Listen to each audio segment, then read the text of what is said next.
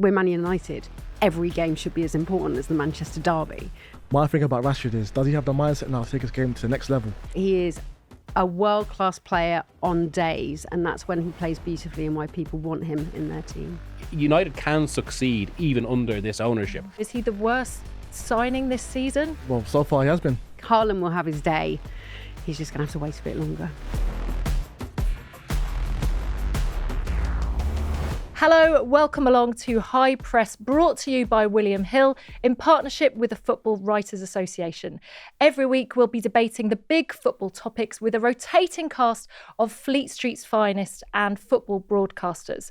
So today I'm joined by Carrie Brown from beIN Sport, Roshane Thomas from The Athletic and Miguel Delaney from The Independent. Guys, great to have you here in the studio and not pitch side in the rain as usual. Let's get straight into the chat. There's some really big fixtures this week, starting with the Manchester derby. Now, we always think about these derby days as huge rivalry, but often I think it makes it a bit more exciting if there's a bit more jeopardy involved.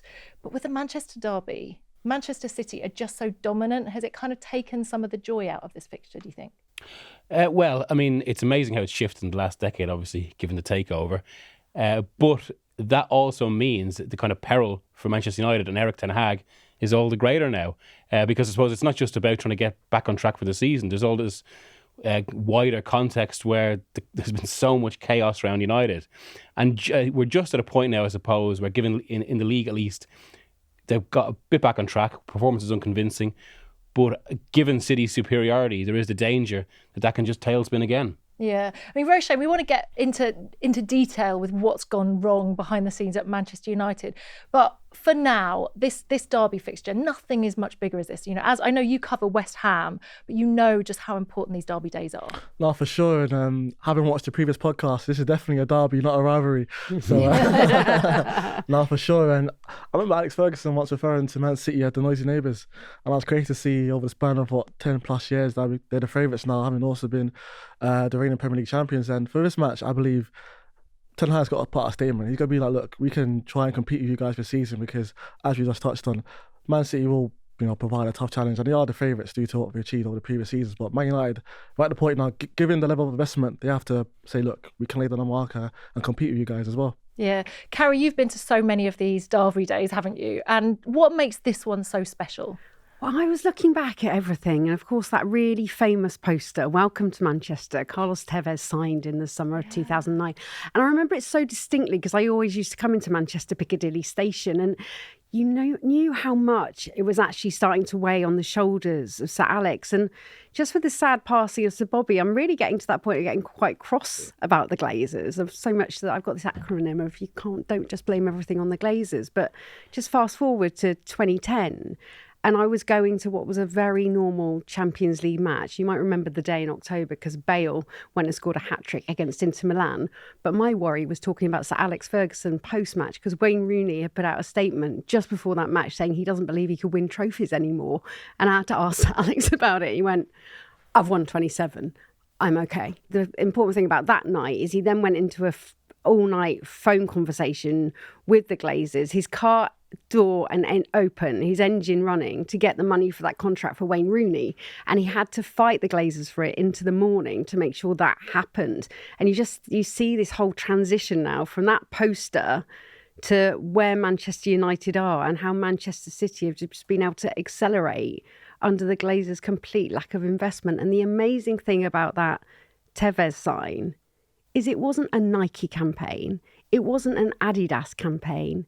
It was Manchester City that paid for it. At the bottom of that poster, their own club having to taunt United, and now look at them. And it's just a stark contrast of what the Glazers have done with their lack of investment and what Manchester City have achieved. We're going to ramp up the excitement of this fixture as if it needs any more ramping up. But, I mean, when you look at Erik ten Hag, and I know all managers have had injury problems, I know they've had off-field problems, but you have some sympathy for Ten Hag, the amount of problems that he's had to deal with behind the scene, whether it's, from Mason Greenwood to Jadon Sancho to Anthony, the whole lot. He's had to use Amrabat at left back. He's had all these injuries. The back four has never been solid. And still, he seems to be making some progress. I don't know whether you think they've turned a corner now with a couple of wins in a row, or whether it's kind of like one step forward and another couple of steps back. I think it's hard to say whether to turn the corner because it's still just a few games, and while results have been better, performances haven't. And I think that's the biggest concern for me right now at United. I mean, I do think you mentioned the many off-field issues there, and I suppose on top of everything there has been the uncertainty over the ownership, and it's almost like that has manifested onto the pitch. But I think it's still true that United haven't really had a convincing performance, I would say, since before the League Cup final against Newcastle United and the Barcelona game. And that it's kind of all the more ironic because that Barcelona game, I felt like, remember we were speaking to Ten Hag after the match and he was talking about this is his vision of football. They control the game and they shredded Barcelona with pace. And we haven't seen that since. No. And I suppose that's what he's trying to recreate this season. Now, people at Manchester United, they do think that the reason it's been so underwhelming and why they haven't been concerned is because there's been so many injuries. I think when he gets something close to his best 11 back or his best squad back, that will start to properly turn. But it's why this game comes at such an interesting point because United will have a bit of confidence again after results. There is that hope they can change things. But as we saw, say, last season when City destroyed them after what was quite a good start for Ten Hag, despite those first two games when he managed to turn it around again, that City have a habit now, in contrast to most of the history of the fixture and most of modern history, of showing United where they are again. One thing we have seen lately from Manchester United, which really reminds me of the Manchester United of old, these kind of last-minute comebacks, and Scott McTominay has been at the centre of a lot of those. And it's interesting because these last two games, we've actually heard that they've needed incentive from elsewhere. So McTominay, for example, said that the David Beckham documentary inspired him. And then in the last game against Sheffield United, it was Sir Bobby Charlton that inspired them. Should these United players be needing that? Isn't the manager supposed to give them that inspiration? Isn't playing for Manchester United supposed to be enough inspiration? It should be. And I'm really concerned about that because you go to some of the games that they should have absolutely ticked off and won comfortably. Tottenham, away. Postecoglou, new manager. Harry Kane had left the club. First home club without the all-time leading record goal scorer.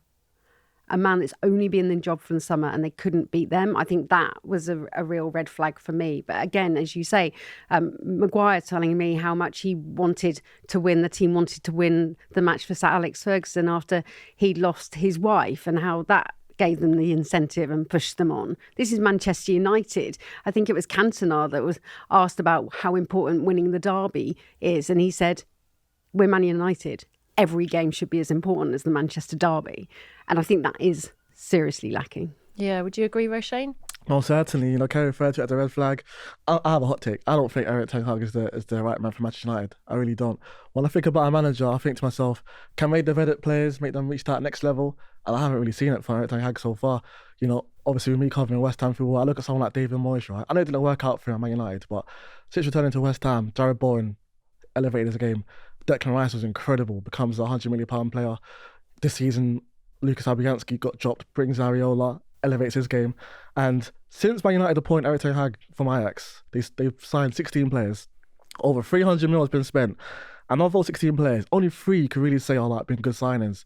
Casemiro, Christian Eriksen, and Sandro Martinez is about 5'2". But besides that, I can't think of any other player. I think they've been a great sign for Man United. Good point. Think off the field, listen, you can't control what plays off the field. So Anthony and what have you, that's always going to be tough for him. But he's clashed with Cristiano Ronaldo. He clashed with Jadon Sancho. That's had an effect on dressing room for sure because they're both popular players, especially with the fans as well. And I think to myself, listen, I know people will say Man United are 6 points behind Man City right now. They won the Carabao Cup last season. Give it time. But given the level of investment, I don't think he's the right man. When Ole Gunnar Solskjaer came in, I know that he didn't work out, but a lot of people said that he worked with players like Marcus Rashford and improved them. Marcus Rashford is under the spotlight, obviously. He's doing it for England. But again, only 1 goal for Manchester United. And he just looks so inconsistent. He's not that reliable striker, but he has been played a bit all over the place by every manager that's used him, hasn't he? Well, that's the issue, yeah. I mean, Rashford, his career has been characterised, I suppose, by these almost flashes and kind of almost highs and lows in terms of form. But again, you have to put that into the context of what has been one of the most uncertain periods in Manchester United's history in 30 years, playing under different managers, different positions. So whatever about consistency of performance, he's never had consistency of situation. I personally believe he's world class. I think he's a fantastic player. My thing about Rashford is, does he have the mindset now to take his game to the next level? We've seen it with his English teammates and Jude Bellingham doing it at Real Madrid right now. Declan Rice been amazing for Arsenal. Bukayo Saka doing amazing for Arsenal as well. Does Rashford want to take his game to that next level and be really elite? Because I remember Shaquille O'Neal, the basketball player, saying, there's a lot of good basketball players, but how many want to be great? You have to challenge your mind to be great. So that's what I want to see from Rashford moving forward, and hopefully suddenly he impresses. I agree with you. And I think to take him onto the next level, you need a really good manager who's going to help him onto that next level. And it feels from the conversation that we're having that we don't agree necessarily that Ten Hag is that man. Is that fair? I do think Ten Hag can work at United. I think there's been enough signs. It's a question of the structure behind him being right, which is something they're changing. And also, actually, I suppose, whether he gets through this period. But the one thing conservative there is I think United are conscious they just can't keep changing managers. So that is what might help him best. And once a manager knows that, it will allow him to work with more confidence himself. I mean, he said when he scored against Italy that he was hoping that he'd kind of kick on. I know you've spoken to Bellingham about him, haven't you? What does he say about him? Well, speaking to him about that wonderful goal at Wembley, and it was really interesting. This is what I hear time and time again about players in the team. They want Rashford in their team. And there's no skin in the game for Bellingham. He's not a Manchester United player. He's not just saying it because he's one of his teammates. But it struck me when he's talking through that goal. He said, when we're on the break and on the run, I know we can be dangerous. In the final third, and I gave the ball pretty early to Rashford because I knew he could do the business. And that's the trust we have in the team. And from then on, he was clinical. He made a point in that post-match interview of saying, I gave it to Rashford early. I trust him, believe in him. And that, from Bellingham, the height and level of his game, players love. Harry Kane sings from the rafters. So what is going on? He's a confidence player. Clearly he went on after that World Cup in which he scored 3 goals, that beautiful free kick against Wales, the tight angles against Iran. He went on and scored 30 goals that season for Manchester United. Now he's dipped. He gets back with the England team. He's back up. He's a confidence player. And as Miguel was saying, the fact is, it's like whack-a-mole in Manchester United, or they're leaking roof. If there's one player that's out, then he's put into that position. He's put into another position. And the sad thing is, he's so wedded to Manchester United. He's so loyal to them. But he needs to be in a regular system where he knows that he's playing and he can build on confidence. Maybe that means he isn't world class because he needs to be in that position, and the world class players like Gerrard and Kane will always be the best player in the team, even in a tough, out of position in a tough game. But he is a world class player on days, and that's when he plays beautifully and why people want him in their team. It's really interesting you say that, and when we talk about how he plays for England, and then he comes to Manchester United, and we've seen it under every manager since Sir Alex. We've seen it under Moyes and Jose and Ole and Ten Hag, and it's just been a really uncomfortable situation at the club for a long time. And the only thing that's been consistent, I guess, is the ownership. So you've got to start looking at the top down, and something has to happen soon, because there are some great players at Manchester United and we're not seeing the best out of them. One of the reasons they're at this situation is basically because, the Glazers, particularly the two main brothers involved at United, Joel and Avram, they don't want to sell the club. I think the other 4 probably do. But they're at a point where they actually need investment, and the Glazers haven't exactly been putting money into the club. So that's why they explored all options of the situation, and why a minority stake at least offers one potential solution. So it should bring investment, but also, from what we know about the talk so far, it should bring a reassessment to the football side, which has been clearly one of the big issues. Roshane mentioned it there as well, that there are much bigger questions over the nature of the Glazer ownership and how they're allowed by the club with a leverage buyout. But equally, because the club itself generates so much money, they have still been able to spend a lot on transfer fees. So United can succeed even under this ownership, even if the fans rightly don't want this ownership. But they can succeed, as Ferguson showed. But it's about getting that structure right. And I think that's one of the things that's been raised with Ratcliffe, and why, if he completes this minority stake, that we will see a complete overhaul of the football side, and maybe something to look closer to a modern club. Because, talking about the derby, City obviously have their football structure completely right. And even And again, of course, Guardiola is this all-time genius, but he was put in a structure that was perfect for him. Ten Hag, by contrast, he was used to Ajax, which is the perfect structure for him. And United haven't had that. Yeah. Roisin, you mentioned signings, and I really hate the pile-on, and I'm going to do this a bit now with Onana. He's had a really tough start, and I have to say, at the beginning of the season, I was one of those journalists who said I thought it would be one of the signings of the season. I really thought it would. The fact that he'd worked with Ten Hag before. I know there were a few compilations going around even back then with some of his errors, but we've seen some catastrophic errors of different types, passing out from the back, shots looping over, goals squirming under in the Champions League and the Premier League. I guess I'm going to ask you, is he the worst signing this season? Oh, so far he has been. Look, Rihanna had that song called "Oh No, What's Your Name?" I know his name for all these mistakes he's been making. And look, I'll say that David De Gea, he made mistakes when he first joined. Yeah. You know, Peter Schmeichel, he also made mistakes when he first joined. So I feel sympathy for Onana in that respect. But with David De Gea himself, he was young at the time. You could saw the potential he had. With Onana, I'm not seeing any sort of potential whatsoever, unfortunately. I know he's older, albeit being 27. But again, as I touched on earlier, it's a Ten Hag signing. I look at his signings thinking... But he's not had, in his defence, I want to defend him because I do feel like there's some really cruel criticism. He's not had a solid back four ahead of him, has he? It's been chopping and changing constantly. And again, confidence is shot by the looks of it, right? You talk about Ten Hag and relationships. The mistake Ten Hag made, the mistake they made in that window is not being clear with David De Gea. You remember all too well, Petr Cech and Courtois, who had been sent out to Atletico on loan, was going to be the next in transition to Cech. Cech knew that. Cech brought him back. Cech knew he was going to come through. How has succession not been the situation with this? How have they not come to an agreement with David De Gea? Look, you love this club. We are going to bring in another player. We want someone that can play out from the back with their feet. We think the game's move forward. We still want you involved. We can't guarantee you regular starts, but you're a part of this club, and we would like you to be a big part of this transition. And you can go back to the history of Petr Cech. You can go back to the history of how great clubs do this. He is so loyal to Manchester United. He got so sick of it because he would have these landmark records time and time again, and he'd be pulled out for interview and no one would talk about his performance because they'd lost again, even though he pulled off another remarkable amount of saves or another, I don't know, that was a bad performance, even though he had a clean sheet. That should have been the succession plan. You talk about Ten Hag and communication. The rumours are already that Casemiro wants out. That's remarkable and terrible. So if you're bringing these players in and they're not happy and this communication isn't right, that's a concern for me. The problem with Onana is you've got no one legitimately challenging him. You've got the Turkish keeper, Bayanda, you've got Tom Heaton, and they're not going to be the answer. Yeah, I mean, some of that again comes back to the recruitment line. And also, while...